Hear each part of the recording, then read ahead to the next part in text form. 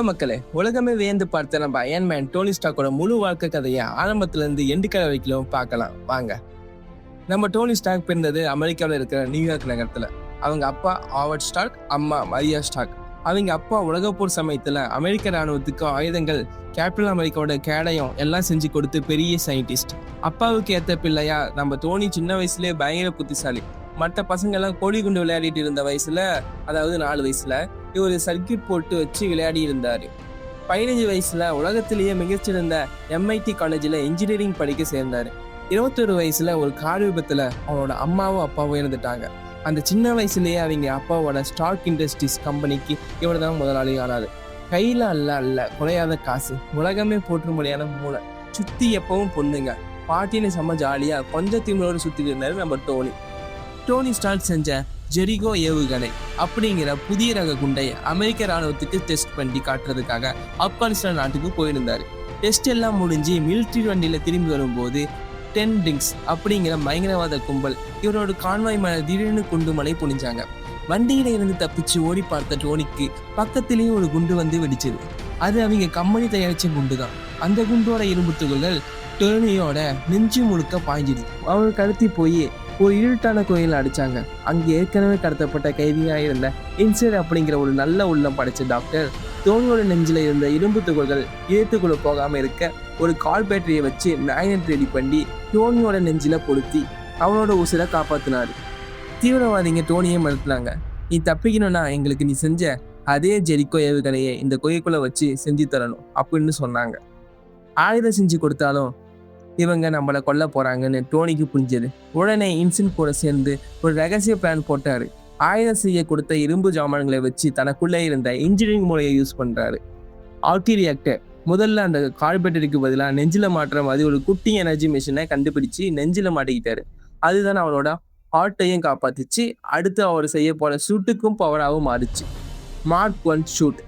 அங்க இருந்த பல இரும்பு ராக்கெட் பாகங்களை உருக்கி குண்டு துளைக்காத ஒரு அண்டா மாதிரி இருக்கிற இரும்பு கவசத்தை செஞ்சாரு. அதுல தீ மூடும் கவிரி எல்லாமே செட் பண்ணாரு. ஷூட் ரெடி ஆகி சிஸ்டம் பூட் ஆக கொஞ்சம் டைம் எடுத்துச்சு.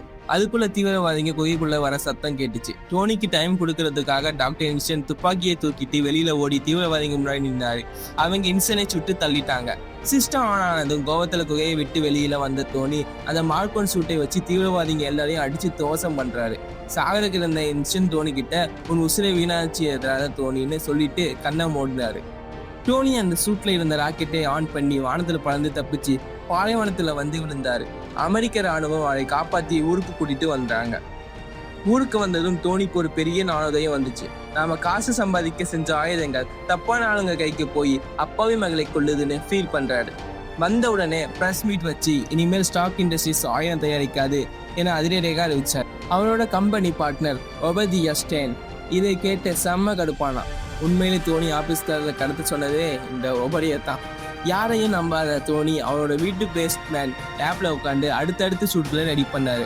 அவரோட ஏஏ அசிஸ்டன்ட் ஜார்பிஸ் கூட சேர்ந்து தங்கம் மற்றும் டைட்டானியம் கலந்து சிகப்பு மற்றும் தங்க இடத்துல செம்ம ஸ்டைலிஷான மார்க்ரி சூட் டிசைன் பண்ணாரு. இது சூட்ல பறக்கலாம், கையில இருந்து ரிபர்சல் பீம் வழியா பவர்ஃபுல் லேசர் அடிக்கலாம், தோல் பட்டையில இருந்து குட்டி ஏவுகணைகளும் வரும். ஒபடியா ஸ்டேன் டோனியோட நெஞ்சில இருந்து ஆர்டி ரியாக்டரை திருடிட்டு போய் அதை வச்சு ஒரு பெரிய ராட்சச இரும்பு சூட்டை செஞ்சு டோனியை கொல்ல வந்தான். நம்ம டோனி அவனோட காலலி பெப்பர் பார்ட்ஸ் உதவியோடு ஒபடியாவை அடிச்சு காலி பண்றாரு. அடுத்த நாள் பிரஸ் மீட்ல எல்லாரும் யார் இரும்பு மனிதன் கேட்கும்போது டோனி ஸ்டார்க் எப்பவும் போல கேட்ட மைக்கு மேல நின்று ஐ ஆம் அயன்மேன் அப்படின்னு உலகத்துக்கே ஒப்பான அறிவிச்சாரு. உலகமே அதிர ஆரம்பிச்சது.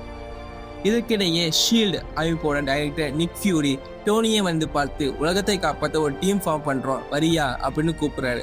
அப்படி உருவானது தான் நம்ம அவெஞ்சர்ஸ் டீம். நியூயார்க் யுத்தம். டோனோட தம்பி லோகி ஏலியன்ஸ் கூட்டத்தை கூட்டிட்டு வந்து நியூயார்க் நகரத்தை அழிக்க வந்தார். அமெரிக்க அரசாங்கம் அந்த ஊர் மேலேயே அணுகுண்டை வீச முடிவு பண்ணாங்க. நம்ம அயன்மேன் அந்த அணுகுண்டை தன் தோளால் தூக்கிக்கிட்டு விண்வெளியில இருந்து ஏலியனோஸோட மெயின் ஸ்பேஸ் ஷிப்ல மேலே கொண்டு போய் போட்டாரு. மயங்கி பூமிக்கு விழுந்தாரு அயன்மேன். உலகமே அவரை கொண்டாடி. உலகத்துக்கு பாதுகாப்பு வேணும்னு டோனி செஞ்ச ஹால்டான் அப்படிங்கிற ஏஐ ரோபோட் தப்பா யோசிச்சு உலகத்தை அழிக்க கிளம்புச்சு. அப்புறம் அவெஞ்சர்ஸ் எல்லாம் ஒன்னா சேர்ந்து அதை அழிச்சாங்க. இந்த சண்டையில தான் ஜார்விஸுக்கு பதிலாக விஷன் உருவானாரு. அவெஞ்சர்ஸ் சண்டை போடும்போது ஊருக்குள்ள நிறைய சேதம் ஆகுதுன்னு அரசாங்கம் அவங்களை கட்டுப்படுத்த சோகாவிய ஒப்பந்தம் கொண்டு வந்தாங்க. இதை டோனியும் ஆதரிச்சாரு. ஆனா கேப்டன் அமெரிக்கா எதிர்க்கவே அவெஞ்சர்ஸ் டீம் 2 உடைஞ்சிச்சு. அவங்களுக்குள்ள அடிச்சுக்கிட்டாங்க. இந்த சமயத்துல தான் குயின்ஸ் நகரத்துல இருந்து சின்ன பையன் பீட்டர் பார்க்கரை ஸ்பைடர்மேன் கண்டுபிடிக்கிறாரு.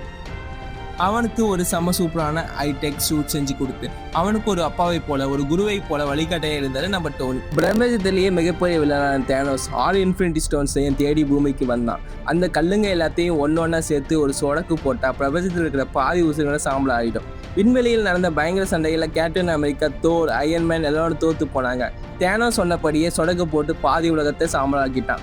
அதுல ஸ்பைடர்மேன், பிளாக் பேந்தர் எல்லாரும் காட்டுல கலைஞ்சு போயிட்டாங்க. டோனி மனசுடைஞ்சு போனாரு. டோனி பெப்பர் பாஷை கல்யாணம் பண்ணிக்கிட்டு மார்க்கன் ஸ்டார்க் அப்படி ஒரு குட்டி பொண்ணோட அமைதியாக வாழ்ந்துட்டு இருந்தாரு.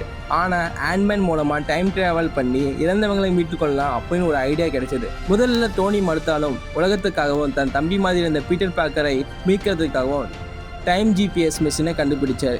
அவெஞ்சர்ஸ் எல்லாரும் பாஸ்ட்டுக்கு போய் தேனோஸ் எடுக்கிறதுக்கு முன்னாடியே எல்லா கல்லையும் எடுத்து வந்து அல்கு மூலமா ஒரு சொடகு போட்டு காணாம போன எல்லாத்தையும் திரும்ப வர வச்சாங்க. நம்ம ஸ்பைடர்மேன் திரும்பி வந்தான். ஆனா பாஸ்ட்ல இருந்து வந்த தேனோஸ் திரும்பவும் அந்த கற்களை பிடுங்கி உலகத்தை மொத்தமா அழிக்க சொடக்கு போட போனான். கேப்டன், தோடு எல்லாரும் அடிபட்டு கிடந்தாங்க. டாக்டர் ஸ்ட்ரேஞ்ச் டோனியை பார்த்து சைக்கிளை நாம ஜெயிக்கிறதுக்கு இதுதான் அந்த ஒரே வழின்னு காட்டினாரு.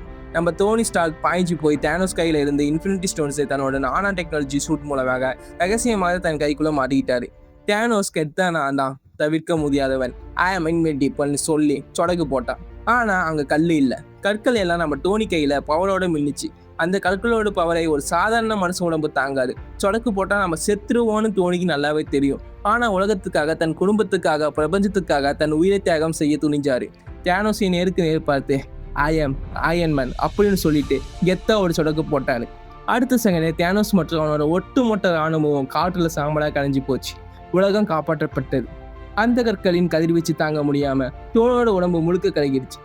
அவனோட காதலி பெப்பர் பார்ட்ஸ் ஓடி வந்து, டோனி இனிமே நீ நிம்மதியா ரெஸ்ட் எடு, நாங்க பாத்துக்கிறோன்னு சொல்ல நம்ம அயன்மேன் நெஞ்சில இருந்த அந்த ஹார்ட் ரியாக்டர் லைட் மெதுவா அணைஞ்சுது. அவனோட உசுரம் புரிஞ்சுது. அவனோட இறுதி சடங்குல உலகத்துல இருக்கிற எல்லா சூப்பர் ஹீரோக்களும் வந்து அஞ்சலி செலுத்துறாங்க. அவளோட பழைய ஆர்ட் கிரியேட்டரை ஒரு பாக்ஸில் வச்சு அதில் ஸ்டார்க்கு ஒரு இதயம் இருந்தது அப்படின்னு எழுதி ஆற்றுல மிதக்க விட்டாங்க.